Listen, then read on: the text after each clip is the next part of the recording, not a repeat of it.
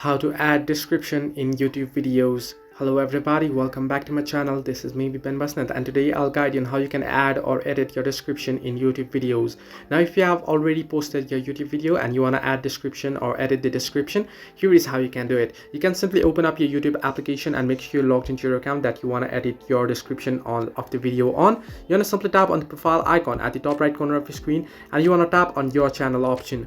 Once you tap on your channel option, you want to simply tap on manage videos option that you can see on the profile. Simply tap on manage videos and you should get an interface like this. Now with every video that you have posted, you can find the three dots icon beside it. Now in my case, you can see the very first video there at the very top, trip to Sukudai beach, and beside it you can see three dots icon. You want to simply tap on it and you want to tap on edit option that you can see at the screen. Once you tap on edit here, you should be able to see the description option at the very top. Simply tap on it and you'll be able to edit it. Once you tap on it, you can see you can add in or you can delete it as well.